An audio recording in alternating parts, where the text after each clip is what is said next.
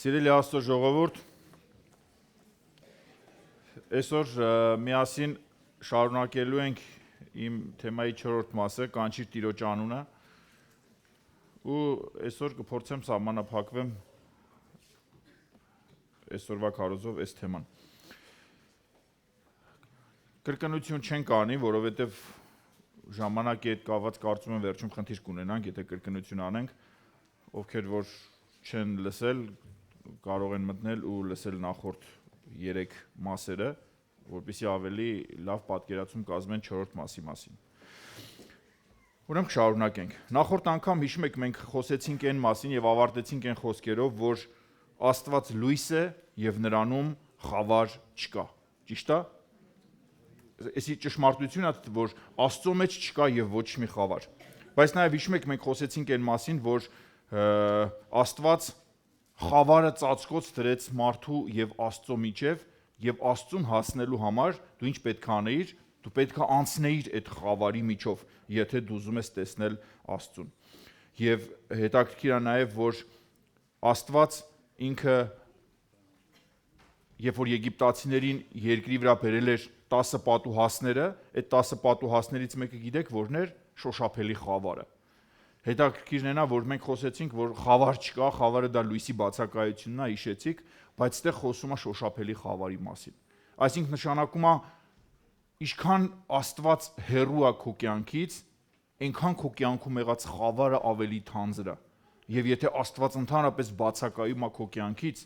քո կյանքում եղած խավարը արդեն դառնում է շոշափելի։ Սիրելի Աստծո մարդ, դրա համար կոչ եմ անում քեզ, որ դու ինքդ նայես քո կյանքին ու տեսնես, արդյոք քո կյանքի մեջ կա Աստված, թե ոչ։ Եվ եթե չկա Աստված քո կյանքում, նշանակում է դու խնդիր ունես, որտեղ շոշափելի խավարը արդեն քո կյանքի մեջ է։ Այս մասին Ելից 10-րդ գլխում է գրված։ Եվ Ամոս 5:18-20 խոսքերը հետևյալն է ասում. Վայ Տիրոջ օրվանը ցանկացողներին։ Հետաքրքիր է, չէ՞։ Ես մտածում եմ, որ ամեն մարդ ինքը կարծես սպասում է Տիրոջ օրվանը, բայց այստեղ Ամոս մարգարեն ասում է. «Վայ Տիրոջ օրվանը ցանկացողներին»։ Իհարկե, բնականաբար սա իմ կարծիքով չի վերաբերվում այն մարդկանց, ովքեր որ 5 իմաստուն կույսերի պես հագած պատրաստ, իրենց հագուստները լվացած, մաքրված, գառնուկի արյունով, իրենց լապտերները մաքրած, լապտերների մեջ ունեն լցրած լիքը յուղ եւ ունեն նաեւ պահեստի յուղ իրանց հետ։ Ես չեմ կարծում, որ խոսքը վերաբերվում է նման մարդկանց, բայց քանի դեռ մենք երկրի վրա ենք, ես կարծում եմ, որ մենք ամեն օր ունենք կարիքը կատարելագործվելու, մաքրվելու, սրբվելու եւ այդ ժամանակն որ մենք կարողանանք սпасել մեր փեսային։ Բայց բոլոր այն մարդիկ, ովքեր որ մենք կարող ենք մեր շրջապատում էլ լսենք շատ ամբարիշտ մարդկանց, ովքեր որ խոսում են, վայ Տերը գապրծնեմ, այս արտահայտությունը որ անում են, եւ Ամոս մարգարեն նմանատիպ մարդկանց է ասում, արդյոք դու պատրաստ ես Տիրոջ օրվանը, որ կանչում ես, որ Տիրոջ օրը գա, որտեղ ասում է, վայ Տիրոջ օրվանը ցանկացողներին, ձեզ ինչ պետք է Տիրոջ օրը, նա խավար է եւ ոչ թե լույս։ Հետաքրքիր է, չէ՞, ասում է Տիրոջ օրը լույս չի, Տիրոջ օրը խավար է, որ պետք է գա։ Բա ինչ կատարյալ լույսի մասին ենք մենք խոսում։ Այո, Տերը կատարյալ լույս է, բայց եթե Տերը չկա քո կյանքի մեջ եւ ընդհանրապես բացակայում է, այս վերաբերվում արդեն քեզ, որ ասում է Տիրոջ օրը խավար է եւ ոչ թե լույս։ Եվ բոլոր այն մարդիկ, ովքեր որ ճանաչում են Տիրոջը, իրանք երկինք են գնալու Հիսուսի հետ միասին, բայց բոլոր այն մարդիկ, ովքեր որ չեն ճանաչում Տիրոջը, ինչ ա լինելու նրանց։ Աստծո խոսքը ասում է դուրս գցեք նրանց խավարը, չէ, որտեղ որ կլինի լաց եւ ատամների կրճտոց։ Հիմա հասկացաք ինչ խավարի մասին էր խոսում եւ 20-րդ խոսքը շարունակում է հետեւյալ ասում է. ահա Տիրոջ օրը խավար է եւ ոչ թե լույս եւ մառախուղ է եւ ոչ թե պայծառություն ունի նա։ Այնց որ դատարենք մենք մեր շուրթերից կանչենք Տիրոջ օրը, այ Տերը գապրծնեմ, չէ, մենք եկեք պատրաստվենք Տիրոջ օրվանը, որտեղ այն ամեն մի օրը, որ այսօր մենք մեր աչքերը բացում ենք եւ Տերը չի եկե, հավատացեք, սա մեր օգուտի համար է։ Տերը քեզ տալիս է, ինձ տալիս է եւս մեկ հնարավորություն մեր կյանքը դարձնելու ավելի կատարյալ, որ երբ որ Տերը գա, մենք պատրաստ դիմավորենք նրան։ Հետաքրքիր է, ստեղծագործության հենց առաջին օրը Աստված ասեց լույս լինի, եւ Աստված տեսավ, որ լույսը բարի է։ Հիշում եք, մենք այս մասին էլ խոսեցինք։ Եվ Աստված լույսը բաժանեց խավարից եւ լույսը կոչեց ցերեկ եւ խավարը կոչեց գիշեր։ Սա առաջի ստեղծագործության օրն էր։ Անկեղծ ասած, ես երկար տարիներ ես մտածում էի, որ սա արեգակին է վերաբերվում, բայց հետո մի փոքր ավելի ուշադիր երբ որ եղա, ես տեսա, որ Աստված արեգակը չստեղծեց առաջին օրը, Աստված արեգակը ստեղծեց 4-րդ օրը։ Այսինքն, բա ինչ լույսի մասին էր խոսում, երբ որ ասում էր լույս լինի, եւ ասում է տեսավ Աստված, որ լույսը բարի է։ Սա արեգակի մասին չէր։ Ու հետաքրքիրն է, երբ որ Աստված ստեղծում էր նաև բնությունը, ստեղծում էր 3-րդ օրը ստեղծեց, չէ՞, բուսականությունը, ծառերը, ծաղիկները, ու ինչ ասում Աստծո խոսքը, Աստված տեսավ, որ բարի է, չէ՞։ Ես էլի ուշադիր չէի։ Մինչև այս վերջերս նորից սկսեցի ուշադրություն դարձնել, երբ որ Ծննդոց 2-րդ գլխի 5-ից 10 խոսքերը խոսում են այն մասին, ասում է Աստված ստեղծեց 3-րդ օրը, ճիշտ է, բայց ասում է բուսականություն չկար երկրի վրա, որտեվ ասում է Աստված անձրև չէր տվել երկրին, եւ երկրից ասում է գոլոշի էր դուրս գալի եւ ջրում էր։ Ու զարմանում ես, ասում ես լավ, բա ինչ բարու մասին էր խոսքը, երբ որ Աստված ստեղծել էր, ասում է ստեղծեց, ծառեր, ծաղի, ամեն ինչը ստեղծեց ու տեսավ, որ բարի է, բայց ոչ մի բան չկար երկրի վրա։ Բա ինչը ստեղծեց։ Ու հետաքրքիր է, որ ստեղ էլ նաև մի հատ մեծ հայտնություն կա, որ մենք սա կարդալով կարող ենք հասկանալ, որ ես մարդ եմ, ես տեսնում եմ ներկան, տեսնում եմ այն ինչը որ կա, բայց երբ որ Աստված է ստեղծում ինչ որ մի բան, Աստված է արարում ինչ որ մի բան, Աստված տեսնում է դրա վերջը։ Ամեն։ Եվ Աստված տեսնում է վերջ եւ ասում է, ես տեսա, որ Աստված բարի է։ Հետաքրքիր է, այսօր եթե մենք նայենք մեզանից շատերի կյանքերին, հնարավոր է, որ այն ժամանակ, երբ որ դու մեղքի մեջ թավալ էիր տալիս, Աստված նայում էր քեզ ու ասում էր բարի է։ Ու երբ որ ինչ որ մեկը նայեր այդ մարդուն, կասեր այ Տեր Աստված, սրա բարին ո՞րն ախրեսի չարիք է, բայց Աստված ասում է բարի է։ Երբ որ Աստված տեսավ Սողոսին, որ Աստծո եկեղեցին էր հալածում, սա վառօրինակն է դրա, ճիշտ է։ Եվ ինչ էր մտածում մարդը, ինչ էր մտածում Անանյան, որ անգամ չէր ուզում աղոթեր Սողոսի համար։ Ասում է Տեր, դու չգիտես այս մարդը ով է, այս մարդը ինչքան չարիք է պատճառել բոլոր են քրիստոնյաներին։ Բայց ո՞րն էր Աստծո խոսքը։ Դու արա այն ինչ որ ես քեզ ասում եմ, որտեվ դու չգիտես ինքը ով է։ Ինքը հզոր մեկն է լինելու, որ ամբողջ պատմության մեջ թողելու է իր հետքը եւ մարդիկ հազարավոր տարիներ հետո ինչա կկարդան նրա գրված խոսքերը եւ ինչ ասեմ մեծ շինություն կստանան եւ այսօր նոր կտակարանի մեծ մասը գրվել է Պողոս Առաքյալի կողմից եւ ամեն մի խոսքը ամեն մի նախադասությունը որ մենք կարդում ենք մենք տեսնում ենք թե ինչ հրաշալի է ով կուզենար Պողոս Առաքյալին տեսնել ես շատ կուզենայի տեսնել Պողոս Առաքյալին բայց մինչև այդ մարդիկ չէին ցանկանում մարդիկ երբ որ ինքը Ստեփանոսին կազմակերպեց որ քարկոծեն եւ սպանեն կազմակերպիչներից մեկը ով էր Սողոսն էր բայց Տերը տեսնում էր Պողոս Առաքյալին նստած երկնային արքայության մեջ որպես 12-րդ առաքյալ չէ Իսրայելի 12 ցեղերից մեկը դատելու հասկանում եք ինչ էր կատարվում ստեղծագոր որտեվ երբ որ ես նայում եմ Աստված 3-րդ օրը ստեղծեց բուսականություն այդ ամեն ինչը առաջի բանը իմ մտքով անցավ էս էր իսկ Եթե չկար արեգակ այդ ժամանակ, բայց այդ բույսերը ինչա ֆոտոսինթեզ կա, բան կա, չի ասենք առանց լույսի, առանց արեգակի, ո՞նց էին այս ամենը գոյատևում։ Իհարկե սրան էլ կա,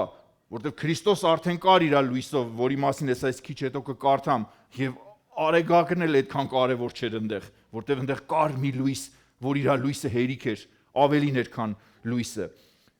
Եվ դրանից հետո, երբ որ Աստված 6-րդ օրը ստեղծեց մարդուն, հետաքրքիր է որ մարդուն ստեղծելուց հետո ասում է երկրի փոշուց ստեղծեց մարդուն ես մի խոսքով էլ չկարդանք Ծննդոց 2-րդ գլխում է գրված այդ մասին 5-ից 10 խոսքերը եւ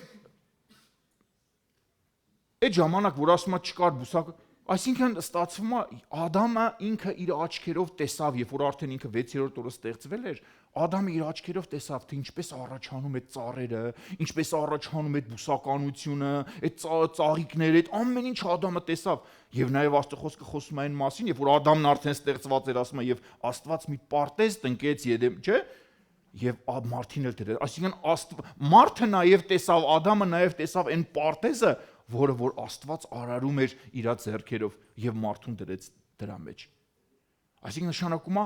Ադամը տեսավ այս ամեն ինչը Ադամը շատ լավ գիտեր Եդեմական պարտեզի ամբողջ կառուցվածքը որտեղ ինքը այդ ժամանակ կար եւ ինքը տեսնում էր թե ինչպես է Աստված արարում այս ամենը Սա արեգակի մասին չէր այդ առաջի օրվա լույսը սա Հիսուսի մասին էր չէ եւ սրա մեջ չկա ոչ մի կասկած իսկ ով էր այդ լուսատուն Հիսուսը եւ որ խոսքն է Աստծո խոսքից որ ապացուցում է դա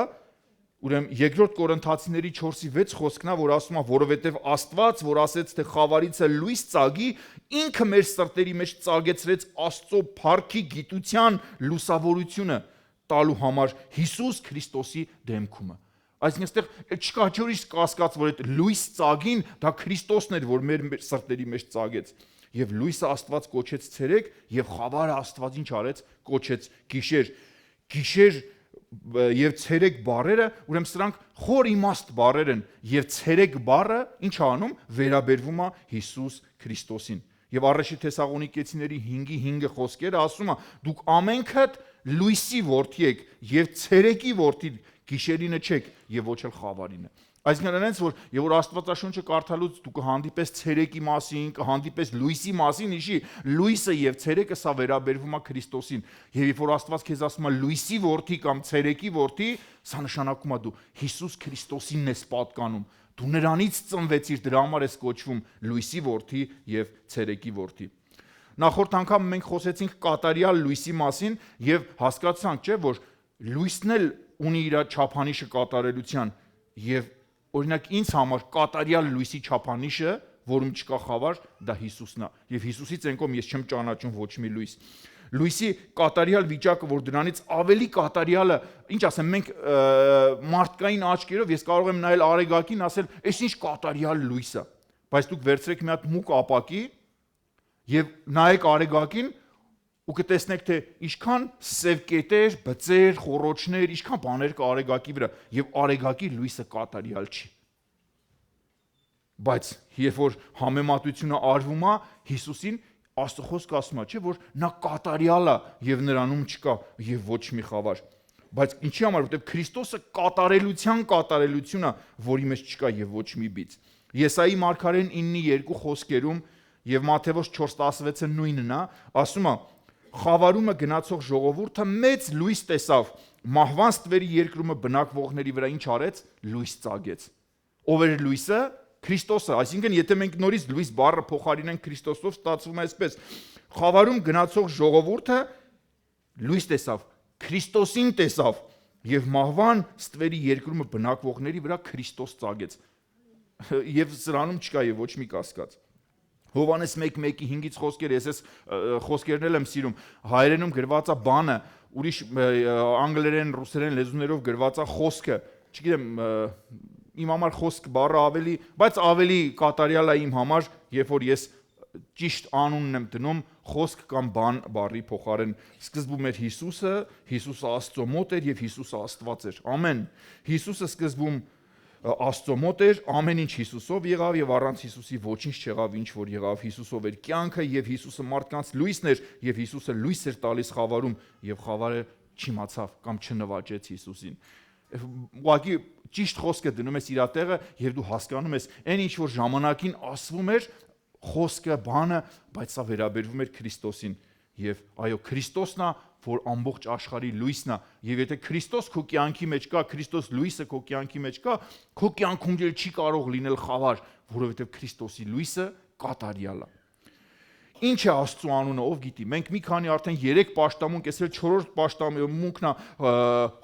խոսում ենք Քրիստոսի անվան մասին, Աստծո անվան մասին։ Մենք տեսանք, չէ, որ Աստծո անունը կա գրված Աստվածաշնչում, կարծես մենք կարդում ենք որպես Աստծո անուն, բայց ոչ ոք այդպես էլ պատկերացում չի կազմում Աստծո մասին։ Իսկ ինչ է Աստված ուզում մեզ հայտնել, որտեղ Աստվածաշունչը խոսում է ավելի շատ Աստծո բնավորության մասին, խոսում է Աստծո հատկանիշների մասին, բայց երբեք չի բացահայտում Աստծո ով լինելը։ Եվ եթե դու փորձես հասկանալ Աստծո ով լինելը, դու չես կարող, որովհետև Աստծուն ոչ մեկ չի կարող բացահայտել։ Աստված այնքան մեծ է, որ դու չես կարող պատկերացնես Աստծուն, որտեվ եթե դու պատկերացնես Աստծուն, նա կդադարի լինել Աստված։ Ինքը այնքան մեծ է, որտեվ եթե ես կարողանում եմ պատկերացնել իմ դիմացին արդեն պարզ է իմ համար, բայց Աստծուն ոչ մեկ հրեշտակների դասերն էլ չեն կարող պատկերացնել Աստծուն։ Աստված այդքան մեծ է։ Այսինքն եւ Աստված ինչ որ չափով եթե հայտնում է մեզ, որ մենք կարողանանք պատկերացում կազմել Աստծո մասին, թույլ է տալիս մի փոքր մասնիկ, որ ուղղակի մենք հիանանք նրա մեծությունով եւ նրա բնավորությունով, բայց այդպես էլ մենք չենք կարողանա բացահայտել Աստծուն։ Բայց Աստված չցանկացավ, որ միշտ մնա անհասանելի մարդու համար եւ ինչ արեց։ Աստծո խոսքը ասում է, Աստված որոշեց մարդկային մարմին հագնել։ Ինչի համար, որովհետեւ մարդը մերժեց եւ չցանկացավ գալ Աստծո մոտ։ Դու չեկար Աստծո մոտ, քո գոնե ես կամ քո մոտ։ Դու չես հասկանում, թե ինչքան կարևոր եմ ես քո կյանքում, բայց ես եմ հասկանում, որ առանց ինձ դու չես կարող։ Եվ տեսեք, Աստված ինչ արեց։ Ուզեց մարդու համար լինել հասանելի, որ ամեն ցանկացող կարողանա կպնել նրան, որ խոսել նրա հետ, տեսնել նրան երես առ երես, եւ դրա համար պետք եղավ մեկ բան, որ Աստված հագնի մարդկային մարմին։ Դու պատկերացնում ես, Աստված այնքան ցածրացավ, եւ պատճառը մեկն էր, որ դու կարողանաս ճանաչել նրան։ Ես մեկ-մեկ մտածում եմ, ասում եմ, Տեր Աստված, դու ունեիր ամեն ինչ, եւ դու ունես ամեն ինչ, քո ինչին էր պետք մարդը, որ դու մարդու համար այնքան ցածրացար, որ թույլ տվեցիր, որ մարդը քո հետ վարվի այդքան, ինչ ասեմ, անարգ ձևով։ Ինչի համար, ինչի դեր պետք մարդը։ Ես այդ հարցի պատասխանն էլ չունեմ։ Եվ կարծում եմ երկնքում մենք մենակ կհասկանանք, թե ինչին էր պետք Աստծուն մարդը, որ այդքան սիրեց մարդուն, որ իր կյանքը դրեց մարդու համար։ Մարդը չուզեց գալ Աստծո մոտ, իսկ երբ Աստված եկավ մարդու մոտ, մարդը ուրախացավ դրանից։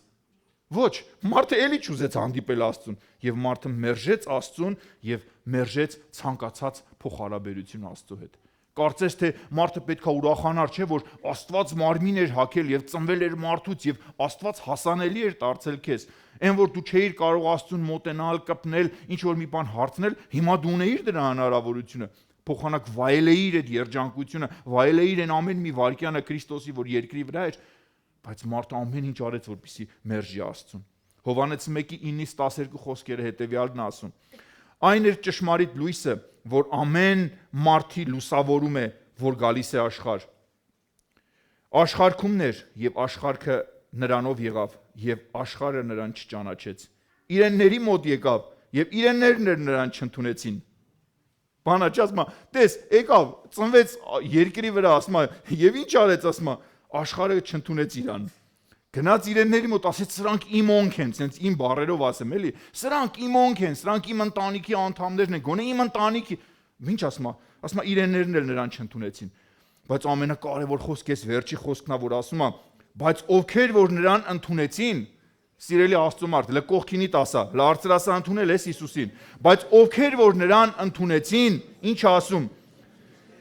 իշխանություն տրվեց նրանց Աստծո որդիներ լինելու, նրանք, որ նրա անունին հավատում են։ Ամեն։ Հզոր խոսք է։ Եթե միայն Իսրայելի որդիները չմերժեին Աստծուն, այն ժամանակ, երբ որ Աստված իջել էր Մորիա լեռան վրա, եւ Աստված կանչում էր Իսրայելի ժողովրդին, ասում էր եկեք։ Հասկանում ես։ Հələ Աստծո մեծությունը տեսեք, Աստված իջել էր իր փառքով Մորիա լեռան վրա եւ կանչում էր Իսրայելի ժողովրդին, ասում էր եկեք իմ մոտ։ Ես ուզում եմ, որ ոչ թե մենակ Մովսեսը տեսնի ինձ, ես ուզում եմ, որ դուք ամեն մեկը տեսնեք ինձ։ Աստծո խոսքը ասում է, երբ որ Մովսեսը տեսավ Աստծուն, ինչ արեց։ Ասում է, իր երեսը արեգակի պես փայլում էր։ Դուք հասկանում եք ինչ էր լինելու բոլոր Իսրայելի ժողովրդի հետ, եթե ամեն մեկը ինքը գնար եւ Աստված տալիս էր այդ հնարավորությունը նրան տեսնելու։ Մարդը փայլելու էր, մարդը արեգակի պես փայլելու էր, մարդը ինքը էլ կարիք չկար, որ Մովսեսը բացատրեր, թե ով է Աստված։ Ամեն մեկը ինքն էր ճանաչելու, թե ով է Աստված։ Բայց մարդը մերժեց, չէ, չեմ ուզում, դու գնա հեռունձնից, ոչ ուզում եմ տեսնեմ, ոչ էլ ուզում եմ լսեմ, ավելի լավ է դու գնա տես, արի ինձ ասա, այսպես ուրիշի ճանաչելով դու քրիստոնյա չես դառնա։ Այսօր եթե անգամ դու եկեղեցու մեջ ես եւ քո հույսը դրել ես Հովի կամ ինչ որ մի ծառայողի կամ նրա ճանաչողության վրա, լսի, Հովիվն ու ծառայողը ամեն վարքյան քո կողքում չի լինի։ Բայց եթե դու անձամբ ես ճանաչում Աստծուն, ուր էլ որ լինես ինքը քո հետ է։ Այս է Աստված ուզում, որ մենք անհատապես ճանաչենք նրան։ Աստված իրեն հայտնեց մեզ Հիսուս Քրիստոսի միջոցով, որ հասանելի լինի մարդուն եւ որի անունով մենք կարողանանք փրկվել։ Այսինքն նշանակում է Եհովա Աստված եւ Հիսուս Քրիստոսը մեկ են։ Ճիշտ է։ Ես չեմ կասկածում, որ Եհովա Աստված եւ Հիսուս Քրիստոսը մեկ են։ Երբեմն մարդիկ հարց են տալիս. իսկ ում էր աղոթում Հիսուսը խաչի վրայից։ Եթե Հիսուսը ու Եհովա Աստված մեկ են, ում էր աղոթում Հիսուսը խաչի վրայից։ Իսկ ում էր աղոթում Հիսուսը Գեթսեման պարտեզում։ Հարց, չէ՞։ Իսկ ում մոտ գնաց Հիսուսը հարություն առնելուց հետո, որտեղ մարդը երբեմն հարց է տալի, ասում է, բա եթե դու ասում ես Եհովա Աստված եւ Հիսուս Քրիստոսը մեկ է, Հիսուսը երկրի վրա էր, Աստված երկնքում էր, բա ում էր աղոթում Հիսուսը, ինքը իրան էր աղոթում։ Հիմա եկեք կարդանք։ Եվ տեսեք, եթե ես մտածում եմ որպես մարդ եմ մտածում, իսկ մենք բոլորս մտածում ենք որպես մարդ, իմ գլխում հնարավոր չի պատկերացնել նման բան, որովհետև ես ստեղծված եմ ժամանակի մեջ։ Հիշում եք, այն սկզբից ես ասեցի, եւ մարդը ստեղծվեց ժամանակի մեջ։ Ես Աստծուն փորձում եմ ինչ անել։ Ժամանակի մեջ տեղավորելը։ Ասում եմ, ո՞նց կարող նույն ժամանակ լիներ երկրի վրա եւ նույն ժամանակ լիներ երկնքում, եւ ասում եմ, հնարավոր չի մարդկային ուղեղով։ Ես Աստծուն փորձում եմ տեղավորել տարածության մեջ, ասում եմ, ո՞նց կարող էլի։ Երկինքը ուր, երկիրը ուր, բայց արի ու տես, որ Աստծու մոտ չկա ոչ ժամանակ եւ ոչ տարածություն։ Եվ եթե դու Աստծուն փորձում ես պատկերացնել ժամանակի եւ տարածության մեջ, այդպես էլ դու չես հասկանա, թե ով էր Աստված։ Այսինքն մենք պետք է Աստծուն ժամանակից դուրս տնենք։ Ինչպես կարող էր Աստված միաժամանակ աղոթել երկրի վրայից եւ լսել երկնքում, որտեղ Աստված տարածության մեջ չի։ Մի փորձիր պատկերացնել տարածությունը, դա քո համար է, որովհետեւ դու ստեղծվեցիր որտեղ՝ Եդեմական պարտեզում։ Այդ էր քո տեղը, որտեղ որ դու ստեղծվեցիր։ Դու ստեղծվեցիր 6-րդ օրը, դա քո ժամանակն էր։ Եվ բայց Աստված չունի ոչ սկիզբ, ոչ էլ ունի վերջ։ Ինչպես կարող էր Հիսուսը ասել, Աբրահամը տեսավ իմ օրերից մեկը եւ ուրախացավ, երբ որ նրա եւ Աբրահամի միջև եղած ժամանակաշրջանը հազարավոր տարիներ էր։ Եվ երբ որ փարիսեցիները նայում էին եւ ասում էին, հա 50 տարեկան էլ չկաս Աբրահամին տեսար, չէ՞։ Եվ ի՞նչ է, նրանք հասկանում էին ինչ ասում Հիսուսը։ Ոչ, որովհետեւ նրանք փորձում էին Մեսիային պատկերացնել ժամանակի եւ տարածության մեջ, բայց նա վեր էր ժամանակից եւ տարածությունից։ Իմ ու քո համար անհնարին է, քանի որ մենք մարդ ենք, մենք ստեղծված ենք կոնկրետ չափանիշների մեջ, բայց Աստված անսկիզբ է եւ անվերջ։ Ամեն։ Ինչպես կարող ես Սուրբ Հոգին միաժամանակ լինել բոլոր մարդկանց մեջ։ Հեչ մտածել ես այդ մասին։ Աստված տալիս այսօր Սուրբ Հոգին համ իմ մեջ է, համ քո մեջ է, համ մյուսի մեջ է, ես Հայաստանում եմ, մեկը Միացյալ Նահանգներում է, այն մեկը Սիբիրում է, չգիտեմ։ Ոնց կարա Սուրբ Հոգին լինի բոլորի մեջ։ Եթե Սուրբ Հոգին ինքը մեկ է։ Եթե ես կասեմ, որ Աստծուն մի փորձի պատկերացնել նյութի մատերիայի մեջ, որովհետև ես մարդ եմ, բայց Աստված մարդ չի։ Հասկանալի է, չէ՞։ Այսինքն մենք էլի չենք կարող Աստծուն պատկերացնենք, դա երբեք մի փորձեք պատկերացնենք, բայց այն տարական բաները, որը որ կա, մենք պետք է կարողանանք հասկանալ, որ Աստծուն չես կարող սահմանափակել, որտեղ ինքը անսահմանափակ է։ Եվ շատ մարդիկ, շատ աթեիստներ ասում են, «Ուր Աստված, բախի սենց եղավ, որ եղավ առաջինը, հավը թե ձուն»։ Վայ, ինքան պրիմիտիվ հարցեր են սրանք։ Աստված կարա մի հատ այնքան մեծ քար ստեղծի, որ ինքը իր ստեղծած քարը չկարա վերցնի, բա որ հասկանում եք, sense ինչ որ հիմար հարցեր են իրանք տալիս եւ իրանք ուրախանում են իրանք տված հիմար հարցերով, չհասկանալով որ դու այնքան հեռու ես Աստծուց, որ պատկերացում անգամ չունես թե ով է Աստված։ Փաստորեն նա միաժամանակ եւ հայրն էր, եւ որդին էր, եւ Սուրբ Հոգին էր, եւ դա այդպես է։ Ես ինքս ունեմ հոգի, շունչ, մարմին, չէ, որտեղ մարդը ունի հոգի եւ շունչ եւ մարմին, բայց ես 3 հոգի չեմ։ Ես մեկ անձ եմ, ուղղակի 3 ձևով։ Եվ երբ Աստված Մովսեսին ուղարկում էր Եգիպտոս, ինչ ասեց։ Մովսեսը Աստծուն հարցրեց. «Ինչ է քո անունը, ինչ ասեմ նրանց»։ 3 մարդ հարցրեցին Աստվածաշնչում կոնկրետ, որ գրված է Աստծուն. «Ինչ է քո անունը»։ Կոնկրետ որ հարցրեցին։ Եվ ինչ ասեց։ Մովսեսը հարցրեց. «Ինչ է քո անունը»։ Ինչ ասեմ, ով ինձ ուղարկեց։ Աստված հետևյալ կերպ պատասխանեց. «Ես եմ, որ եմ»։ Հետաքրքիր է, Մովսեսը հասկացավ ինչ է նշանակում ես եմ, որ եմ, վստահ եմ, որ չէ։ Իսկ երբ որ Իսրայելի որդիները Մովսեսին հարցրեցին, ասեցին. «Ո՞վ է քեզ ուղարկել, ում անունից ես եկել»։ Վստահ եմ, որ Մովսեսը պատասխանեց. «Ինձ Էմը ուղարկեց»։ Իսրայելի որդիները հասկացան, ով էր Էմը, որ ասեցին. «Էմը ով է»։ Ճանաչում եմ Սամսոնին, Աշոտին, Սեթրակին, Էմը ով է, Էմին չեմ ճանաչում, բայց Մովսես ասեց. «Ինձ Էմը ուղարկեց»։ Չեք ճանաչում, լավ չեք էլ ճանաչի, բայց դուք կտեսնեք թե ով է Էմը։ Եվ որ Էմը սկսեց հրաշքներ գործել եւ զորությունները, այդ ժամանակ դու կարող ես մի բանը չհասկանաս, բայց կարաս զգաս թե ով է Էմը։ Եվ Հովհաննես 3:13 ասում է. «Եվ ոչ ոք վեր չելավ երկինքը, եթե ոչ երկնքից իջնողը»։ Ուշադիր եղեք, մարդի որդին նա որ երկնքում է։ Ինչ ասում ես, Հիսուսն ասում է խոսքեր, ասում է, եւ ոչ ոք վեր չելավ երկինք, չի բարձրացել ոչ մեկ երկինք, եթե ոչ նա ով երկնքից իջավ։ Մարդի որդին նա որ երկնքում է։ Այսինքն Հիսուսը երկրի վրա էր, բայց խոսում է, ինչ ասում է, մարդի որդին ուր է։ Երկնքում է, բայց ինքը երկրի վրա էր։ Հասկանալի է, ժողովուրդ։ Եվ այսինքն պատկերացրեք, եւ եթե մենք փորձում ենք որպես մարդ, մենք էլ կարող ենք մտածենք, ասենք, լավ, այս մարդի Հիսուսի մայրն էլ մտածեց, որ իր աղբերները, որ Հիսուսը խելագարվել է, հասկանում ես, որտեղ բաներ էր ասում, որ մարդու ուղեղին հասանելի չէր։ Ես երկրի վրա եմ, երկնքում եմ, բայց համել հիմա երկրի վրա եմ, կամ երկրի վրա եմ եւ հիմա երկնքում եմ։ Եվ մարդիկ չէին կարողանում հասկանալ սրա խորությունը։ Տեսակ, որ Հիսուսը իր մասին խոսում է, որ ինքը դուրս է տարածությունից։ Եվ մարդը ուղղակի չէր կարողանում հասկանալ սա։ Եվ ինչ էր ասում Հիսուսը։ Մենք շատ խոսեցինք, չէ՞, Աստծո անունների մասին՝ Էլոհիմ, Էլ-Շադայ, Ցիդկինու, Մկադեշ, Շամահ, մի խոսքով շատ անունների մասին խոսեցինք։ Եվ Հիսուս Քրիստոսը նոր կտակարանի մեջ արդեն բացահայտում է այս ամեն ասում։ Ես եմ ճանապարհը, ճշմարտությունը եւ կյանքը։ Եվ ամեն անուն ուներ իր նշանակությունը։ Հիսուսն ասում էր. Ես եմ հարությունը եւ կյանքը։ Ես եմ աշխարհի լույսը, ես եմ ճշմարիտ որդատունկը, ես եմ երկնքից իջնող հացը, ես եմ նեղ դուռը, ես եմ բարի հովիվը, ես եմ նախքան Աբրահամի լինելը։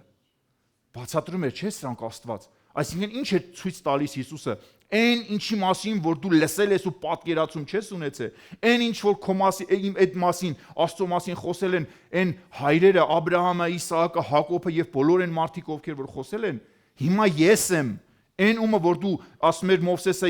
ես եմ որ եմ եւ դու չէիր հասկանում ես եմը ով է։ Ես եմ ճանապարհը, ճշմարտությունը, կյանքը, բարի հովիվը, որդատունկը։ Հասկանում ես։ Եվ Հիսուսն ասում էր ես եկել եմ որ դու ինձ տեսնես, որ հասկանաս թե ով եմ ես։ Հիսուսը ասում էր, չէ, ասում է ես երկրային բաներ եմ ասում, դուք չեք հասկանում։ Էլ ուր մնաց որ հանգարց երկնային բաների մասին խոսեմ, էլ ոնց պետք է հասկանաք, եթե երկրային բաները չեք հասկանում։ Մատթեոս 11:27 ասում է. ամեն բան ինձ տրվեցավ հորից, եւ ոչ ոք չի ճանաչում որդուն, բացի միայն հայրը, եւ ոչ ոք չի ճանաչում հորը, բացի միայն որդին։ Եվ ստեղելի ու ամենակարևոր, եւ ում որ որդին կամենա հայտնել։ Ամեն։ Եվ տեսեք, եւ թե այսօր դու ունես գոնե ինչ որ չափով պատկերացում Աստծո մասին, թե ով է Աստված, ով է հայտնել քեզ այդ մասին, որտեվ դու լսելով միևնույնն է չես հասկանա, դա որդին է, որ պետք է բացի քո սրտի մեջ, թե ով է հայրը եւ ով է որդին, եւ այդ ժամանակ դու կկարողանաս հասկանալ։ Աստված 5 կտակարանում բացահայտում է իրեն քայլ առ քայլ, անուն առ անուն, հատկանիշ առ հատկանիշ, բայց միևնույնն է մնում է մարդու համար անհասանելի եւ չընկալված։ Եվ միայն եզակիները կարողացան մոտենալ Աստծուն եւ ճանաչել Աստծուն ինչ որ չափով։ Եհովա բառը 5 կտակարանում գրված է 6823 անգամ։ Անձամբ ես չեմ հաշվել, տվյալները բնականաբար վերցրել եմ, բայց Եհովա բառը 5 կտակարանում գրված է 6823 անգամ։ Իսկ նոր կտակարանում քանի անգամ է գրված, ով գիտի։ Ոչ մի անգամ։ Հետաքրքիր է։ 5 կտակարանում 6823 անգամ գրված է Եհովա բառը, բայց նոր կտակարանում ոչ միտեղ չկա գրված Եհովա բառ։ Ինչի համար չկա գրված, քանի որ Աստված, Եհովա Աստված,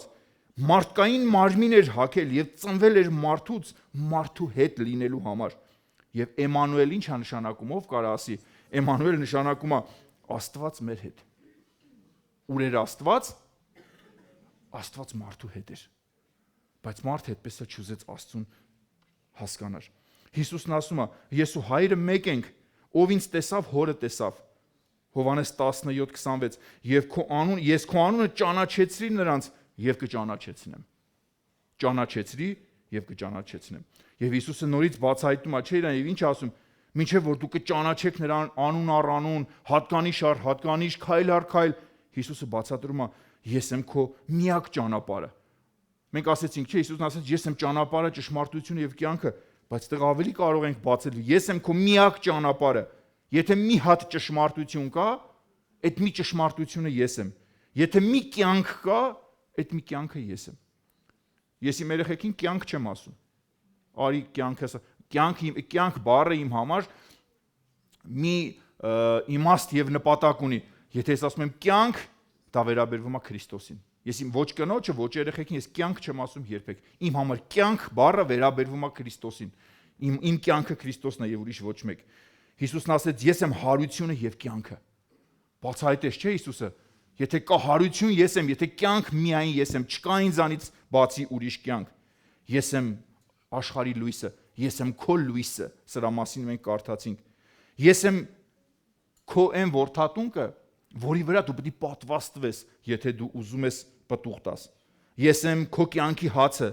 ես եմ այն հացը, որ իջա երկնքից։ Ես եմ քո դուռը փրկության, որտեղ որ դու պետք է մտնես ու ինչ անես, արոտ գտնես։ Ես եմ քո բարի հովիվը։ 23 Սաղմոսը մենք կարդացինք, որը բացահայտում էր ինչի համար ինչ անում բարի հովիվը։ Բարի հովիվը գիտի խոտավետ արոտների տեղը եւ բարի հովիվը գիտի հանդարտ ջրերը, որտեղ որ քեզ առաջնորդում է։ Ես եմ ժայռը, որի վրա որ դու պետք է կառուցվես, դու պետք է կառուցես քո տունը։ Մարդիկ կան, որ մտածում են, որ Պետրոս առաքյալը ինքն է ժայռը, ոչ, Պետրոս առաքյալը ժայռ չի։ Այնտեղ երբ որ դու կարդում ես բնագրերի մեջ ասում է Պետրոս, ասում է դու ինչ ես, ոչ թե ժայռ ես, այլ դու քար ես։ Դու քար ես,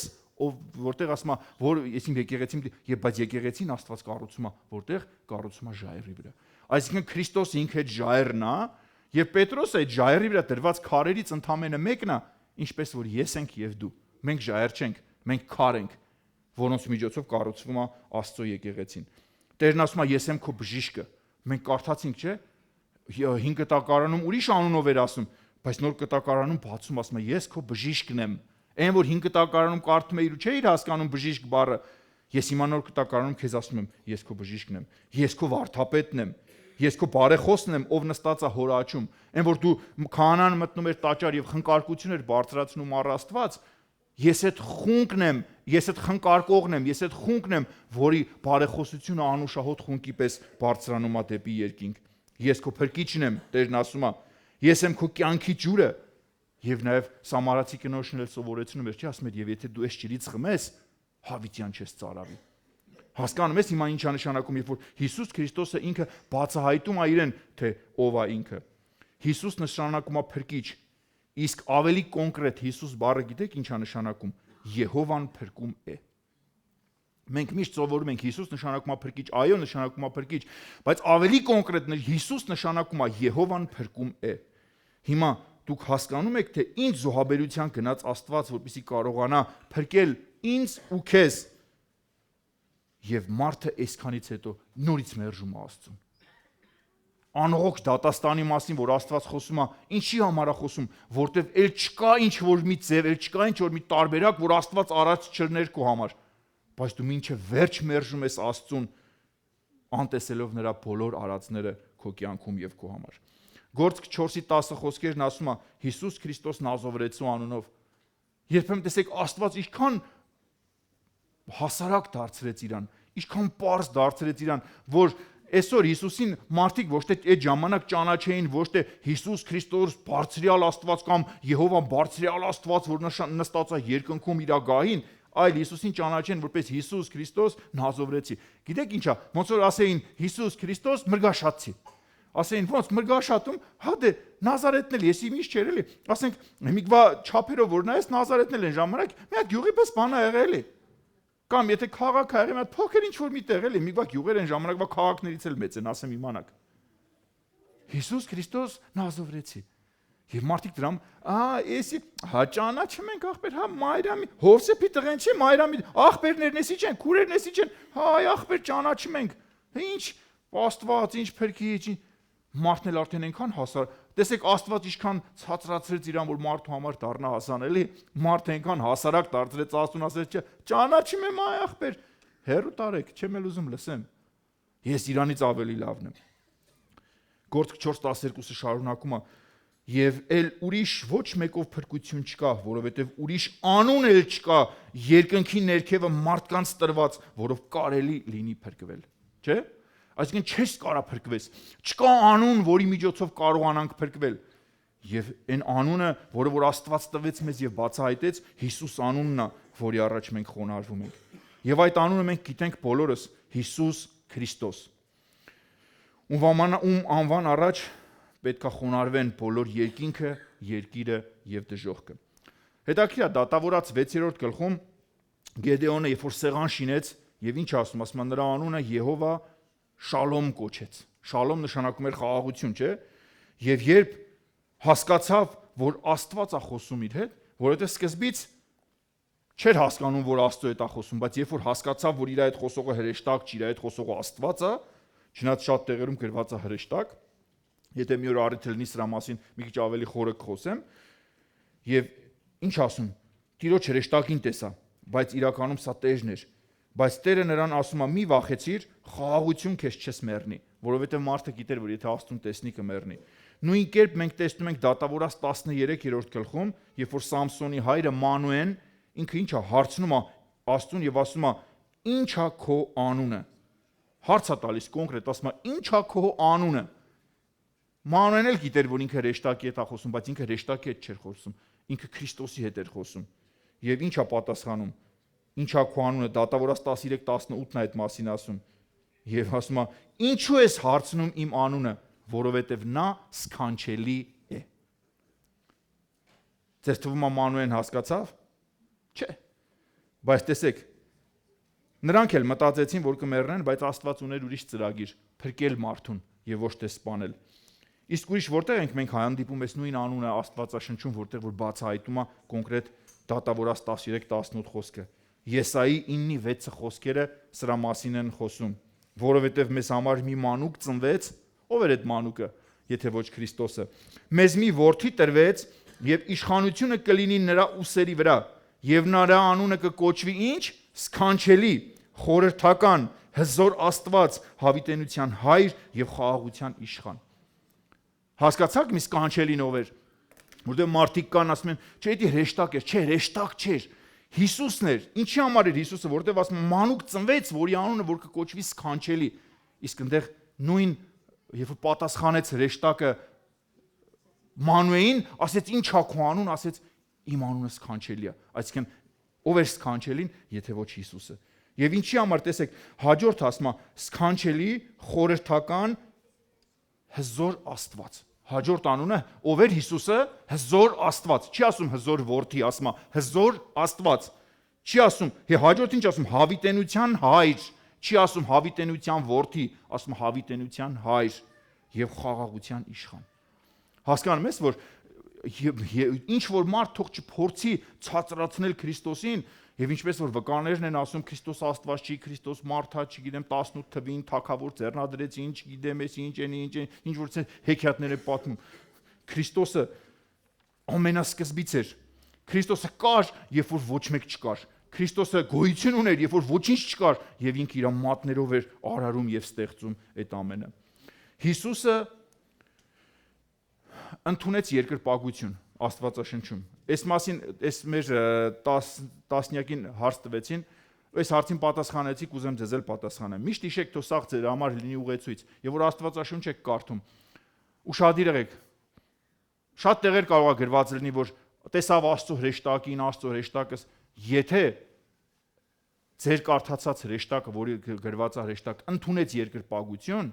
ինքը չի կարող լինել հրեշտակ։ Ինքը Աստված է։ Ուղղակի հանդես էր գալիս որպես հրեշտակ, որ մարդուն լիներ հասանելի, կամ հանդես էր գալիս որպես մարդկային մարմնով, օրինակ Աբրահամին էլ եկավ տեսավ Աստված, չէ, բայց գրված է Աստված եկավ ու տեսավ Աբրահամին։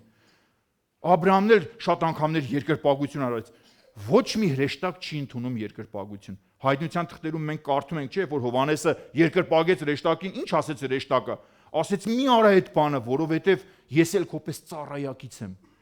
Եվ ցանկացած միտեղ որտեղ որ կտեսնեք, որ մարդը երկրպագեց եւ իր դիմացինը ընդունեց այդ երկրպագությունը, սա վերաբերվում է միայն եւ միայն Աստծուն։ Հրեշտակը չի կարող երկրպագություն ընդունել։ Միակ հրեշտակը, որը երկրպագություն ուզեց, Սատանան էր եւ Արուսյակը, որը ինչ արեց, գլխի վրա տարտարոսը գցվեց, որտեվ նա ուզեց երկրպագություն։ Ու հետաքրքիր է Սատանայի լկտիության չափը,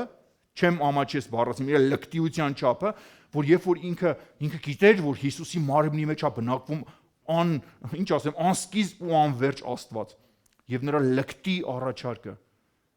Այս ամենը կտամ քեզ, եթե ընկնես ունցի երկրպագություն անես։ Ստեն ասե ախորժակիտ քացախ։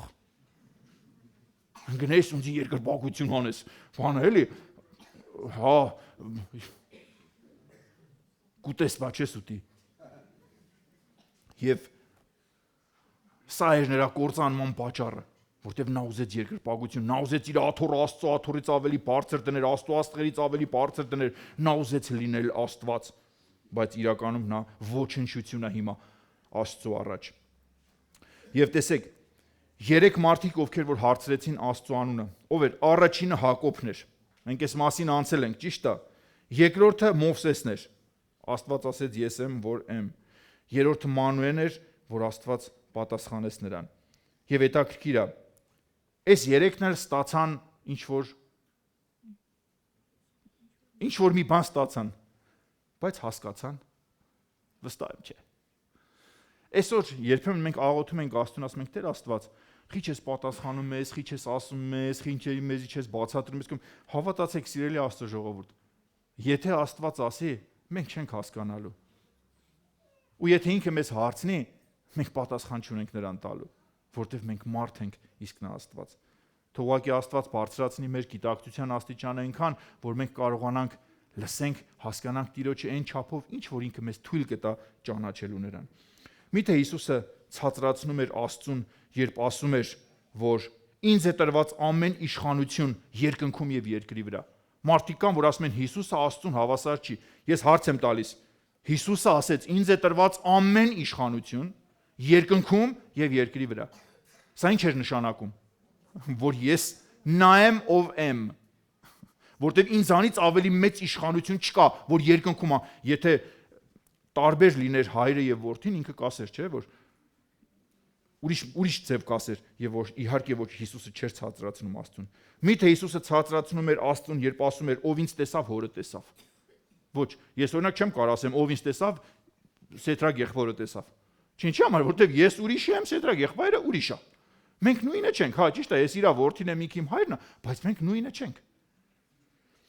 Միթե առաքյալը ցածրացնում էր Աստծուն, երբ ասում էր, չկա անուն, որով կարելի լինել փրկվել, Հիսուս Քրիստոս Նազովրեցի անունից բացի։ Միթե ցածրացնում էր,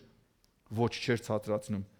Միթե հայտնության գրքում ցածրացվում էր Աստված, երբ ասում էր, որ ոչ ոք արժանի չէր քանդելու կնիքները եւ կարդալու այն ինչ որ գրված էր դրա մեջ։ Պատկերացնում ես երկնքում ասում է չկար մեկը, որ արժանի լիներ քանդելու եւ կարդալու այն ինչ որ գրված էր։ Միթե ցածրացնում էր առաքյալը Աստծուն, երբ որ ասում էր այս խոսքերը, ոչ, որտեվ ասում է, բայց մեկը կար չէ, Աստծո գառը չէ, որ ինքը եկավ քանդեց կնիքները, որտեվ նա էր միակ արժանին։ Երբեք հիշի, երբեք Հիսուսը չի ցածրացրել Աստծուն։ Հայտնության թղթում Հիսուսը ներկայացվում է որպես տերերի տեր եւ թագավորների թագավոր։ Նա ով հաղթեց, նա ով միակն է արժանի առնելու ողջ փառքը եւ պատիվը։ Չի ասում փառքի մի մասը եւ պատվի մի մասը։ Ասում է Հիսուսն է արժանի առնելու ամբողջ փառքը եւ ամբողջ պատիվը։ Եվ չկա մեկը նրանից բացի, ով արժանա դա առնելու։ Իհարկե ոչ։ Աստված իրեն հայտնեց Հիսուսին։ Աստված իրեն հայտնեց Հիսուս Քրիստոսի միջոցով, որ մենք տեսնենք նրան եւ չմեռնենք։ Խոսենք նրա հետ ու հասկանանք, կպնենք նրան եւ զգանք նրա ներկայությունը, բան հարցնենք եւ անձամբ նրանից պատասխան ստանանք։ Հասկանում եք, չէ՞, Հիսուս Քրիստոս մարմնի մեջ տեղավորվել էր անսկիզբ ու անverջ Աստված, որպեսզի մարդու համար լինի հասանելի։ Եսայի 60-րդ գլխի 1-ից 2 խոսքերը ասում է. «Վեր կաց, լուսավորվիր, որովհետև լույսդ եկել է, եւ Տիրոջ փառքը ծագել է քեզ վրա, որովհետև ահա խավարը ծածկել է երկիրը եւ մառախուղը ազգերը, բայց քեզ վրա ծագում է Տերը եւ նրա փառքը երևում է քեզ վրա»։ Այսինքն այն ինչ որ ամբարիշներից թաքուն է, այն ինչ որ ազգերը չեն տեսել ու չեն լսել, բայց Տերը ասում է դու վեր կաց, որովհետև դու չես պատկանում այն մեռյալների դասին, ովքեր որ պատկերացում չունեն Աստծո մասին, Աստված այսօր ծագել է քո վրա եւ Տիրոջ փառքը երևում է քեզ։ Եսայի 60-րդ գլխի 19-րդ խոսքում գրված այն մասին, որ ասում է չի լինելու ոչ արև, ոչ լույսին, այլ Եհովան է լինելու քո հավիտենական լույսը եւ քո Աստված քո փառքը։ Նորից ուշադրություն դարձրեք, ով է, ասում է արև լույսին չի լինելու, Եհովան է լինելու քո հավիտենական լույսը եւ քո Աստված քո փառքը։ Հայտնություն 22:5 խոսքերը բացահայտում է։ Արդեն էլ չի գրված Եհովա, ասում է խոսում է Աստծո գառի մասին եւ ասում է, որ գիշեր ու ցերեկ չի լինելու, եւ ճրագ ու արեգակ էլ պետք չեն, որովհետեւ Տեր Աստվածը լուսավորելու է նրանց։ Հետաքրքիր է, չէ՞, միտեղ հին ուխտում գրում է Եհովան է քո լույսը ու արևը եւ հայտնության թղթերի մեջ ասում է Աստծո գառն է, ով պետքա լինի։ Տեսնում եք ոնց է Աստծո խոսքը կապում մի խոսքը մյուսին, լրացնում մի խոսքը մյուսով, եւ այն ինչ որ այնտեղ հին ուխտի մեջ որ կարդում էին մարդիկ չէին հասկանում, նոր ուխտի մեջ ինչքան բաներ կա, որ Աստված պարզ դնում է մեր առաջ, որպեսզի մենք կարողանանք կարդանք եւ հասկանանք այն ինչ որ Աստված մեզ ուզում է։ Այսինքն տեսնում եք, որ քայլ առ քայլ Աստված մեզ մոտեցնում է դեպի իրեն, որպեսզի մենք կարողանանք ճանաչել Աստծուն քիչ-քիչ, որովհետեւ միանգամից նրա մասին պատկերացում ունենալ հնարավոր չի, որտեղ մենք մարդկային ես վստահ եմ երկնքում էլ մենք կտեսնենք Աստծուն այնց ոնց որ կա, բայց մենք այդպես էլ պատկերացում չենք կարող, մենք երկնքում էլ չենք կարող մենք Աստծուն պատկերացնենք մեր իր ամբողջ մեծությունով, որտեղ ինքը ընդեղ էլ է անսկիզբ ու անverջ եւ ինչքան էլ մենք երկնային էա կլինենք, ես չեմ հավատում, որ ինչ որ մեկը կարա Աստծու մեծությունը եւ ամբողջությունը պատկերացնի, հնարավոր չի։ Երբևիցե ամբողջ ստեղծագործության մեջ ամենամեծ հիասթափությունը ապրելա Սատանան, դու գիտեք, եւ չի ապրել այն ժամանակ, երբ որ ինքը երկնքից վայր ընկավ։ Ինչի համար, որտեվ ես որպես մարդ մտածում եմ, եթե ինքը գնում էր այդ քայլին, իսկ ինքը հիմար չէր։ Ինքը կարծում եմ նաև կարող էր կանխատեսել դրա հետևանքների մասին, որ եթե հանգարց իր ծրագիրը չիրականանա, ինչ է լինելու իր հետ։ Այսինքն ինքը ամենամեծ հիասթափությունը չապրեց այն ժամանակ, երբ որ ընկավ, այլ այն ժամանակ, երբ որ Հիսուս Քրիստոսին բարձրացնում էր խաչը։ Պատկերացրեք, հանգարց հնարավորություն էր տրվել իրան, ինքը գիտեր, որ Աստված մարդկային մարմին ահք է։ Սա իր միակ շանսն էր Աստծուն հաղթել մարդկային մարմնի մեջ, որտեղ Աստծուն հաղթել որպես Աստված հնարավոր չէր, բայց Աստծուն հաղթել մարդկային մարմնի մեջ մտածում էր, սա իմ միակ հնարավորությունն է հաղթել Աստծուն, եւ միգուցե ինքը մտածում էր, որ Աստծուն հաղթելով ինքը կլինի Աստված։ Եվ ինչ ասեմ, պատկերացրեք, որ այդ ժամանակ, որ Գողգոթայի խաչի վրա Հիսուս Քրիստոսին խաչն էր բարձրացրել արդեն, դուք սատանայի ցնծությունը պատկերացնում եք ինչ ա եղել։ Ես վստահ եմ, որ այդ ժամանակ երկրի մոլորակի վրա չկար ոչ մի դև, ոչ մի սատանա, որը չլիներ Երուսաղեմի Գողգոթա լեռան մոտ։ Այդ ժամանակ ես վստահ եմ, երկրագնդի վրա չկար ոչ մի դև ու սատանա, բոլորը Գողգոթա լեռան մոտ էին, միախմբվել էին, որպեսզի կարողանան հաղթեն Հիսուսին, եւ նաեւ տոնում էին իրանց հաղթանակը, որ խաչեցին Աստծո որդուն, այնինչ Գողգոթայի վրա կատարվեց ամենամեծ խայտառակ պարտությունը նրա, երբ որ ինքը կորցրեց ամեն բան։ Անկամ այն ինչ որ ձեռքեր բերել Ադամին խաբելով, ինքը կորցրեց ամեն ինչ, ինչի համար, որտեղ Հիսուս Քրիստոս ոչնչացրեց իրան։ Հիսուս Քրիստոս իրան սարքեց, դարձրեց այն ինչ ասեմ, այն ամենա ցածրացած, ամենաստորացված ու ամենատրորված մեկը, եւ որ ինքը տրորեց նրա գլուխը եւ նրա գլուխը Հիսուս Քրիստոսը չտրորեց որպես Աստված, Հիսուս Քրիստոսը սատանայի գլուխը տրորեց որպես մարդ։ Հասկանում ես, սա շատ կարևոր էր, որովհետև Հիսուս Քրիստոսը եւ տրորելուց հետո ինչ ասում, ինձ է տրված ամեն իշխանություն երկնքում եւ երկրի վրա։ Եթե Հիսուսը սատանային հաղթեր որպես Աստված, այսին նույնն է, ոնց որ ասենք, համեմատությունը, ինչ ասեմ, շատ ավելի մեծ է, քան եթե ես ասենք մի հատ փոքր մի տարեկան երեխու հետ կռվեմ ու հաղթեմ, ոչ մեկ չի ասի, չէ, մոլոթեց հայկին, որ այս փոքր երեխուն կարողացավ հաղթել, չեն ասի։ Քո ուժը, քո տարիքը, այս երեխու ուժն ու տարիքը, եւ Հիսուս չուզեց սատանային հաղթել որպես Աստված։ Հիսուս ուզեց սատանային հաղթել որպես մարդ, որ ասի ես կարող եմ մարդկային մարմին հագնեմ, եւ մարդը քեզ հաղթեց ու տրորեց ու ոչ թե Աստված։ Եվ էսի ամենամեծ խայտառակությունն էր, էսի ինչ ասեմ, ոնց որ թքես սատանայի երեսին եւ ինքը տեսավ իր պարտությունը, երբ որ արդեն ամեն բան ավարտված էր։ Ուրեմն սատանան ուզեց հաղթել Աստծուն, քանի որ նա մարդկային մարմնի մեջ էր, բայց ձախողեց իր ծրագիրը։ Առաջինը Աստված փրկեց մարդուն, սա էր նրա գլխավոր նպատակը։ Երկրորդը սատանային ցույց տալով, որ մարդն էլ քեզ հաղթեց։ Այսօր քո հաղթանակը կախված է այն բանից, որ դու լինես Հիսուսի հետ։ Մեկը, ով եթե ես այսօր Հիսուսի հետ եմ եւ Հիսուսի մեջ եմ, Տեր ինչ անում։ Այն իր հաղթանակ, որ ինքը տրորեց, վերագրում է քեզ։ Ինչպես որ ես Ադամի հետ չէի, երբ որ մեղանչեց Ադամը, ճիշտ է, բայց համարվեցի մեղավոր, որովհետև Ադամի որդի եմ ես։ Այնպես էլ եթե ես Հիսուսի մեջ եմ, համարվում եմ Հիսուսի որդի, նշանակում է, որ Հիսուսը Գողգոթայի վրա խաչին տրորեց սատանայի գլուխը, եթե ես Հիսուսի մեջ եմ, նշանակում է ես էլ էի նա, ով տրորեց սատանայի գլուխը Հիսուս Քրիստոսի պատճառով, Հիսուս Քրիստոսի միջոցով։ Եվ առաջի Ադամը ինչ արեց, փրկեց երկրորդ Ադամին։ Հաղորդության ընթրիքի ժամանակ Հիսուսը սեղան էր պատրաստել ու հետաքրքիր է, երբ կտրում էր հացը եւ տալիս էր աշակերտներին, որ ուտեն, ինչ էր ասում. սա իմ մարմինն է, առեք ու կերեք։ Բայց ինքը չկերավ դրանից, գիտեք, չէ՞։ Ուշադիր եղել եք, որ ինքը չկերավ։ Կտրեց տվեց, ասեց առեք կերեք, բայց ինքը չկերավ դրանից։ Հիսուս երբ որ բաժակը օրհնեց, գինը ու տվեց, ասեց առեք ու խմեք, սա իմ արյունն է, աշակերտները բոլորը խմեցին, բայց Հիսուսը չխմեց։ Ես ուշադիր կարդացել եմ, շատ ոչ միտեղ չգտա, որ Հիսուսը ինքն էլ խմեց։ Ինչի համար, որովհետև ինքը չէր կարող ուտել իր մարմնից կամ խմել իր արյունից։ Ինքը պետք է տար, որ դու ուտես ու խմես։ Իհարկե սա մենք գիտենք, որ խորհուրդ է, սա մեծ խորհուրդ է, բայց Հիսուս Քրիստոս ինքը չէր կարող, որովհետև ինքը նա էր, ով պետքա տար եւ ոչ թե վերցներ։ Ես վստահ եմ, մոտ ժամանակներս մինչև ապրիլի 14-ը մենք, եթե չեմ սխալվում, անպայման կունենանք հաղորդության արարողությունը, ծառայությունը մենք կունենանք եւ ես ուզում եմ, որ դու միշտ հիշես, թե ինչքան մեծ գործեր Աստված կատարեց իմ ու քո համար։ Եթե ուզում ես դու էլ հաղորդ լինել Քրիստոսին, առանց ուտելու Քրիստոսի մարմնից եւ առանց խմելու նրա արյունից չես կարող դա անել։ Իհարկե ասեցի, որ սա խորհուրդ է։ Աստված ուզում է, որ դու ճանաչես ու տեսնես, որ Տերը քաղցր է։ Առաջի Պետրոս 2:3-ի մեջ է գրված այս մասին։ Իսկ եթե չճաշակես, ինչպես կտեսնես։ Եթե չճաշակես, ինչպես կհասկանաս, որ Տերը քաղցր է։ 5 կտակարանում խոսվում է ուրեմն Նահապետ Նոյի մասին։ Ով էր Նահապետ Նոյը։ Մենք միշտ պարտանում ենք, չէ, Արարատ լեռը, Նոյը մերն է, Նոյը հայ էր, սաղ հայ են, որտեվ Նոյը հայ էր եւ ինչ ասեմ։ Հա, Նոյը հայ էր։ Բոլորն էլ հայ են, ասում եմ, բանն էլ էր հայ, չէ։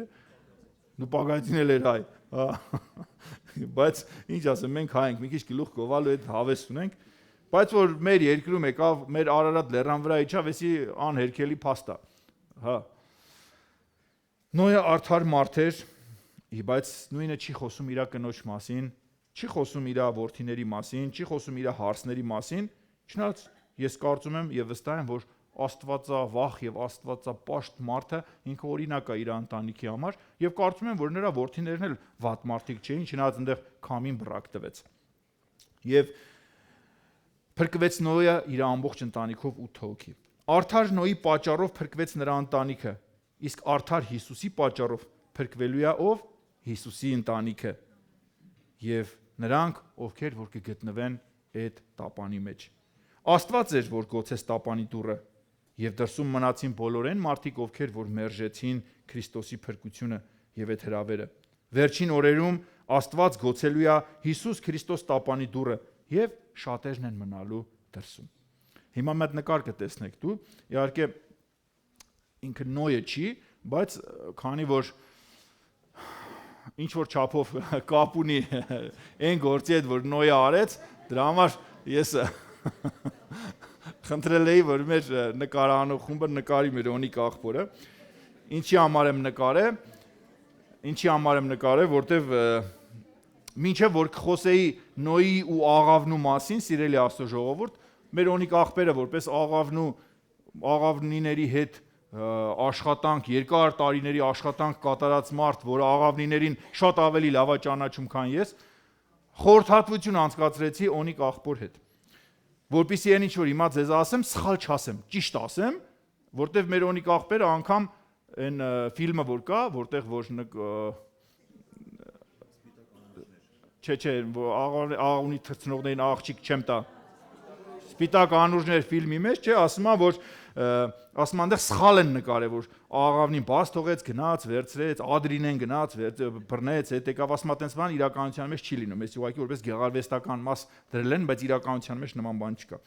Այս բանը որ պատմեր, լսեցի, ասեցի լավ։ Ուրեմն սպասի Օնիկ աղբոր հետ խորհուրդ հագցեմ, որ ունես շնի քարոզից մեջ մի բան ասեմ, որ ինքը ասի այտենց բան չկա, ես հայ ֆիլմին սխալ անեցի։ Աղբերս, մի դու եկել ես հայտնի վարպետին ուզում ես բան բացադրես աղունիկների մասին։ Դրա համար ասեցի ավելի լավ խելոք գլուխս կախեթամ հարցնեմ, ոնց կասի, տենց էլ կընդունեմ։ Ուրեմն աղբերը հաստատեց, որ ասում է, տեսեք, Աստծո ասում է ջրեղեղից հետո առաջինը Նոյը փաստողեց ագռավին, ճիշտ է։ Ագռավները դուք գիտեք, որ խելացի կենդանիներ են։ Ագռավները շատ խելացի կենդանիներ են։ Ագռավների տրամաբանությունը շատ քիչ, մենակ երևի դելֆինները կարան ունենան այդքան մեծ տրամաբանություն, ոնց որ ագռավները։ Բայց ագռավից Նոյը օգուտ ունեցավ, թե չէ։ Ագռավին փաստողեց, ղառ գնում էր գալիս էր, մինչև կորավ։ Այդտենց էլ խաբար չեղավ։ Հիմի ջուրը իջելա, չի իջե, դուրս գանք, դուրս չգանք, եւ Նոյը հաջորդ քայլին ինչ արեց, փաստողեց աղավնուն։ Աղավնին գնաց եւ ման էր գալիս եւ հետաքրքիր է, որ ասում է Նոյը աղավնուն բաց թողեց, աղավնին գնաց եւ ետ վերադարձավ, որտեվ հանգստանալու տեղ չգտավ։ Աղավնիները հետ վերադառնալու սովորություն ունեն։ Երկրորդ անգամ աղավնին գնաց եւ հետաքրքիր է, որ ասում է գնաց իր համար պայմաններ կար արդեն, բայց ետ վերադարձավ, ձիթեն ու ճուղն էլ բերանին։ Աստծո խոսքը երկրորդ անգամ էս է ասում։ Երրորդ անգամ աղավնին գնաց ու չվերադարձավ, ցույց տալով, որ արդեն ժամանակն է, որ դուք դուրս գաք։ Հիմա հետաքրքիր է, եկեք էսի կապենք այս ամեն ինչը հոգևոր դաշտի մեջ եւ տեսնենք ինչքան հրաշալի բաներ կա, ուղերձներ կա, որ անգամ ընդհանրապես մի հատ աղավնի բաց թողեց գնաց եկավ, բայց սրա մեջ մեծ հոգևոր խորհուրդ կա։ Ինչպես ասեցի, աղավնին գնալու ու ետ գալու սովորություն ունի, բայց եղբայրն ասում է, որ աղավնին գնա, ձիթեն ու ճուղն էլ հետը բերի, այտենց բան չի լինում։ Չի լինում, աղավնին ոչինչ չի բերում իր հետ։ Միակ դեպքում, երբ որ աղավնին ձիթեն ու, ասենք ինչ որ բան է հետը բերում, գիտեք երբ է, երբ որ ինքը պետք է բույն հյուսի։ Մենակ այդ դեպքում է ինքը իր հետ ինչ որ մի բան բերում։ Եվ հետաքրքիր է, ինչի համար էր գնաց ու ձիթեն ու ճուղ բերեց։ Ասենք կարող այն ժամանակ արդեն ուրիշ ճուղեր էլ կային, բայց հենց ձիթեն ու ճուղը բերեց։ Եվ երրորդ անգամ որ գնաց, ասում է գնաց ու չվերադարձավ։ Հիմա հոգևոր դաշտում եկեք նայենք։ Սա ցույց է տալիս, որ աղավնին սովորական աղավնի չէր։ Այս աղավնին մեծ խորհուրդ էր, որը որ սովորացնում էր ամբողջ մարդկային պատմությանը, թե ինչ ա լինելու։ Եվ որպես ուղեցույց եւ որպես նշան ա մեզ տրված։ Հիսուսն էլ ինչպես Նոյը, ասում է, որտեվ Հիսուսն ասում է, ինչպես որ Նոյի օրերում էր, այնպես էլ կլինի մարդու որդու օրերում։ Հիսուս Քրիստոսը իրան համեմատեց Նոյի հետ։ Ասեց ոնց որ Նոյի օրերում էր, տենց էլ մարդու որդու օրերում ա լինելու։ Եվ առաջին հիշատակումը մենք տեսնում ենք Ծննդոց գրքում, Ծննդոց 1:2-3-ը, եւ երկիրը անձև ու դատարկ էր, եւ անդունդի վրա խավար կար, չէ, եւ Աստծո ասում է, Աստծո հոգին շրջում էր ջրերի վրա, եւ Աստված ասաց լույս լինի։ Աղավնին առաջ անգամ որ Նոյը բաց թողեց, ինչ գնաց, ասում է գնաց աղավնին եւ տեսավ, որ ի՞նչ է, հանգստանալու տեղ չկա, այսինքն ինչ էր, ոնց որ Աստծո, ինչպես որ Նոյի աղավնին էր շրջում ջրերի վրա եւ հանգստանալու տեղ չկար, ասում է Աստծո հոգին շրջում էր ջրերի վրա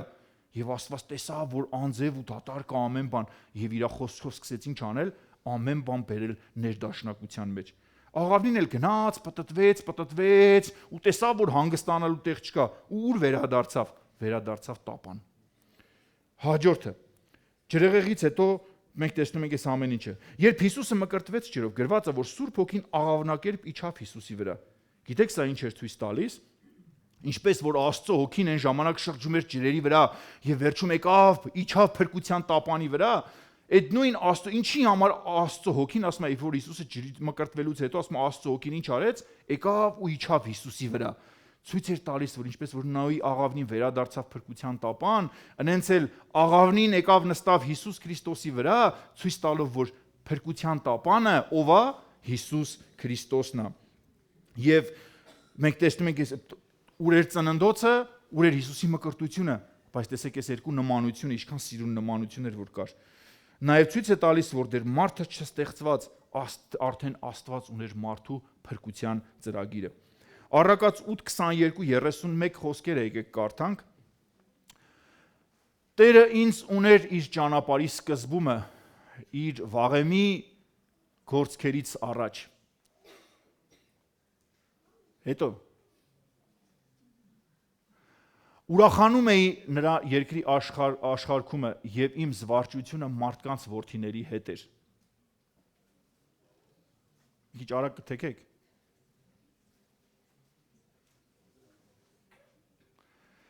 Լավ, եկեք ես բացեմ կարդամ էլի։ Առակաց 8:22 Առակաց 8:22-31 խոսքերը։ Տերը ինձ ուներ իր ճանապարհի սկզբումը իր վաղեմի գործերից առաջ։ Ես օծվել եմ հավիտենից հետե, ի սկզբանե երկրիս առաջ գալուցն առաջ։ Ես անդունդները չեղած եմ ծնվել, ջրառատ աղբյուրները չեղած, տակավին սարերը ձգված բլուրներից առաջ եմ ծնվել, երբ որ նա տակավին չեր ստեղծել երկիրը եւ դաշտերը եւ աշխարհի սկզբնական շամանդաղները։ Նա երկինքները պատրաստելիս ես այնտեղ էի, երբ որ նա անդունդների վրա կամար էր գցում, երբ որ նա պնդացնում էր վերի ամպերը, հաստատում էր անդունդների աղբյուրները, երբ որ ծովի համար դնում էր նրա կանոնը, որ ջրերը իրենց եզերքիցը դուրս չանցնեն, երբ որ գցում էր երկրի հիմները։ Այն ժամանակ ես նրա կշտին ճարտարապետ էի եւ նրա ուրախությունն էի ամեն օր զվարճանալով նրա առաջին ամեն ժամանակ։ Ուրախանում էի նրա երկրի աշխարհումը եւ իմ զվարճությունը մարդկանց որդիների հետ էր։ Հիմա պատկերացնում եք, թե ինչի մասին է խոսում Աստծո խոսքը, որ Քրիստոս ասում է ստեղծագործության ամենասկզբից էի, երբ որ ոչինչ չկար եւ իմ զվարճությունը ուր էր, ասում է մարդկանց որդիների հետ էր։ Այսինքն Աստված ամենասկզբից արդեն տեսավ ամենավերջը։ Նոյի աղավնին երկու անգամ վերադարձավ։ Առաջին անգամ վերադարձավ Հիսուսի վրա եւ երկրորդ անգամ Նոյի աղավնին վերադարձավ Ձիթենու ճյուղը բերանին։ Իսկ երկրորդ անգամը գիտեք ինչ էր խորհրդանշում։ Սա ցույց էր տալիս, որ Հիսուս Քրիստոսը փրկության տապանն է, սա առաջինն էր, երկրորդ անգամ Նոյի աղավնին, որ վերադարձավ Ձիթենու ճյուղը բերանին, սա ցույց է տալիս երկրորդ անգամ, որ Աստծո հոգին իջավ եկեղեցու վրա Պենտեկոստեի օրը եւ եկեղեցին որպես Քրիստոսի տապանի խորհրդանիշը, չէ, որտեվ հիմա եկեղեցին է, որը խորհրդանիշն է Նոյի տապանի։ Աստծո խոսքը ասում է ինչ արեցին, կրակի լեզուները իջան բոլոր այն մարդկանց վրա, այն 120-ի վրա, ովքեր որ վերնատանը սպասում էին նրան։ Ու հետաքրքիր է ինչի համար Ձիթենու ճյուղ, որովհետև Ձիթենին ցույց է տալիս Աստծո օծությունը։ Իսկ ինչ բերեց Սուրբ Հոգին իր հետ, երբ որ Պենտեկոստեի օրը եկավ, Աստծո Սուրբ Հոգին բերեց Աստծո օծությունը։ Ու հետաքրքիր է, որ սրբության խորանում մենք գիտենք, որ կար դրված լույսի աշտանակը, եւ լույսի աշտանակի մեջ գիտեք ինչ էին լցնում վառելու համար լույսը, լցնում էին Ձիթենու յուղ։ Եվ քահանաները ամեն օր Ձիթենու յուղ էին լցնում, որպեսզի Տիրոջ սրբության տաճարի մեջ ինչ աներ, միշտ լույս լիներ։ Եվ հետաքրքիրն է, ինչքան մեծ է խորհուրդը, աղավնին Ձիթենու ճյուղը բերեց, ցույց է տալիս, որ ես եմ այն լույսը, ես եմ այն զորությունը, երբ որ Պենտեկոստեի օրը Սուրբ Հոգին եկավ ու իջավ բոլոր իրան սպասողների վրա։ Եվ եթե այսօր դու մկրտված ես Սուրբ Հոգով, ով սիրելի մարդ, հիշի, Հիսուսի աղավնի երկրորդ անգամ իջել է քո վրա։ Եվ ինչքան հրաշալի է, եթե դու մինչև քո կյանքի վերջը շարունակես մնալ այդ տապանի մեջ, որտեղ որ քո միակ փրկությունն է։ Իսկ երրորդ անգամ աղավնու հետ գալու մասին չկա ոչ մի բան գրված։ Երրորդ անգամ արդեն Հիսուս Քրիստոս որ եկավ, իսկ Հիսուս Քրիստոս երրորդ անգամ երբ է գալու։ Հիսուս Քրիստոս գալու է շատ շուտով։ Ինքը չի գալու որպես խաղաղության աղավնի, ինքը գալու է որպես արդար դատավոր։ Եվ վայ են մարդիկ, ովքեր որ պատրաստ չեն լինի նրան հանդիպելու։ 5 կտակարանում Աստված կար մարդու համար, բայց անասանելի էր, եւ Աստված մարդացավ, Աստված մարմին հագավ, որ բնակվի մեր մեջ։ Էմանուել, որ նշանակում է Աստված մեր հետ կամ Աստված մեր մեջ։ Այսինքն այն Էմանուել նշանակում է Աստված մեր հետ, չէ՞, բայց